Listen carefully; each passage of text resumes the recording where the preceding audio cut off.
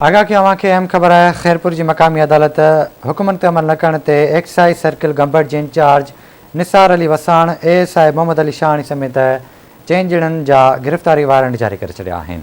अहम ख़बर अमल ताईं पहुचाईंदी आहे खेनि गिरफ़्तार करे अदालत में पेश करण जो हुकुम ॾिनो वियो आहे। खैरपुर की मकामी अदालत हुक्मन ते अमल न करण ते एक्साइज सर्किल गंबड़ जे इंचार्ज निसार अली वसाण ASI मोहम्मद अली शाहनी समेत 4 ॼणनि जा गिरफ़्तारी वारंट जारी करे छॾिया आहिनि। खेनि गिरफ़्तार करे अदालत में पेश करण जो हुकुम ॾिनो वियो आहे। तफ़सील वठंदासीं खैरपुर मां शकील जावरी खां। शकील, आगाह कजो। जी बिल्कुल, ही खैरपुर जी फर्स्ट सिविल जज मोहम्मद काबिल महर जी अदालत अदालती हुकुमन जी तामीलात न करण ते फर्स्ट एडिशनल सेशन जज खैरपुर के रीडर तरफा कलम 175 तहत दाख़िल करायल 2 केसनि में जवाबदार ॼाणायल एक्साइज सर्किल गंबड़ के इंचार्ज निसार अली वसाण ऐं ASI मोहम्मद अली शाहनी जा गिरफ़्तारी वारंट जारी करे छॾिया आहिनि।